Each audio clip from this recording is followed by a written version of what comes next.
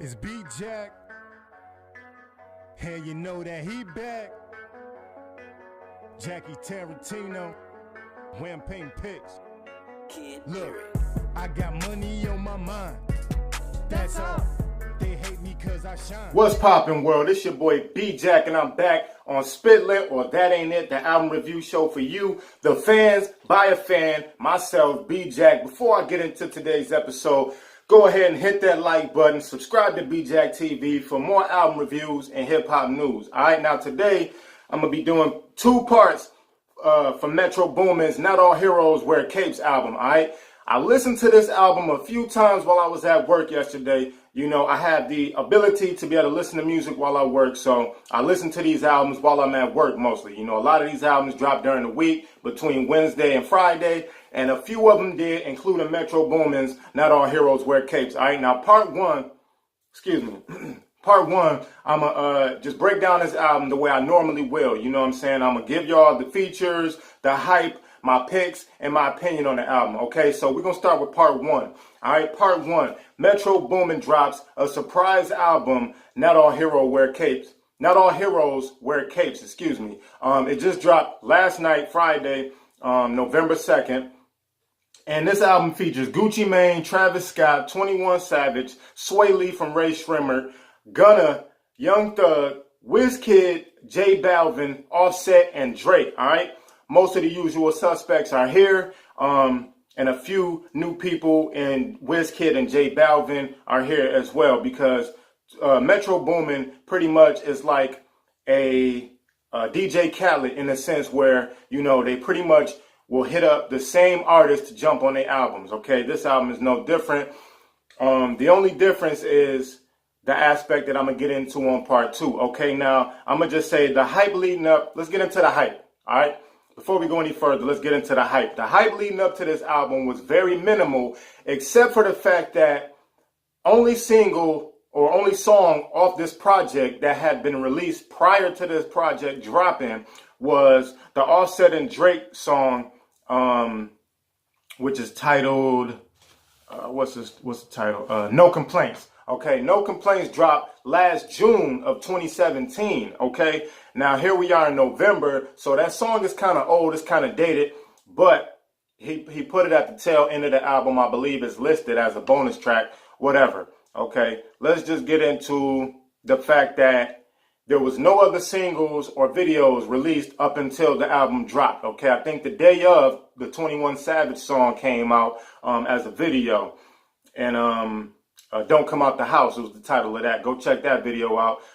The only other hype that was really surrounding this project was the fact that Metro Boomin surprisingly was telling people that, you know, he was quitting the rap game, okay, that he was done with producing hip-hop projects, which led most people to believe that he would start producing other types of projects, maybe some pop, R&B, you know what I'm saying, who knows. But Gucci Mane then went on Twitter and showed a clip of him in his house stating, I paid Metro $1 million to get him not to quit, okay? And fittingly enough, Gucci is on song number 1, 10 a.m. / Save the World.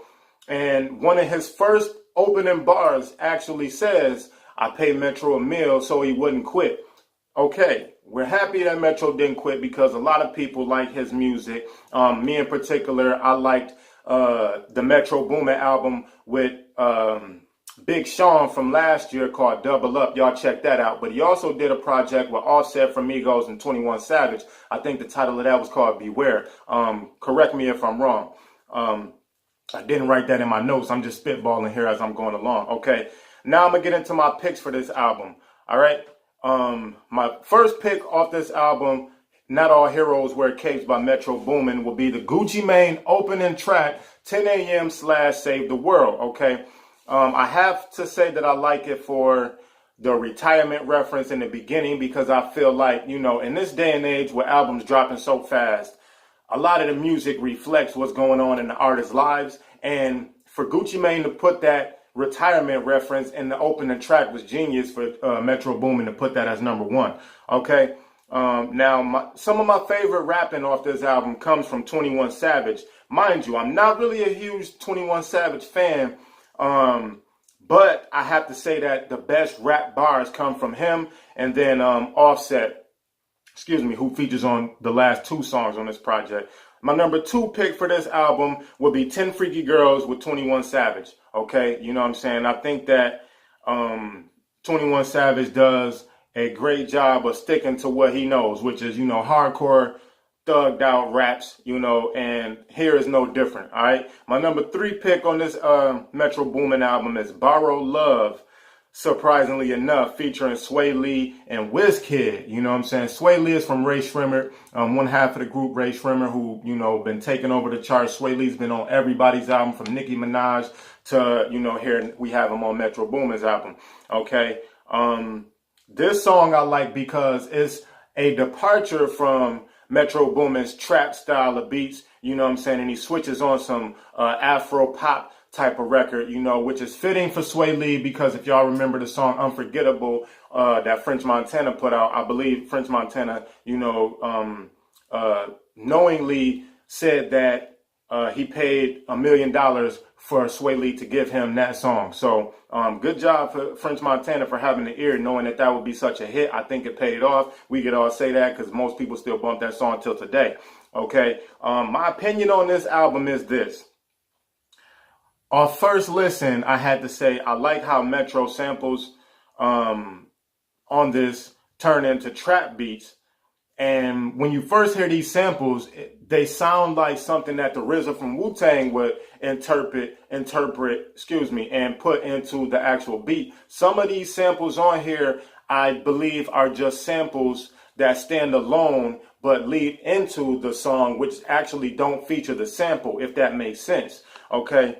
Also, I like, the dark themes and the deep sub bass lines and his piano keys and chords and the industrial sounds that he used to frame these beats. It's kind of interesting if you think about it, but it's fitting because his name is Metro. Metro means, inner city and all that stuff. So the industrial sounds play off of his name, if I'm not mistaken. I could be reaching on that, but I'm just going to stand out and say that, Metro Boomin knows what the fuck he's doing on these beats.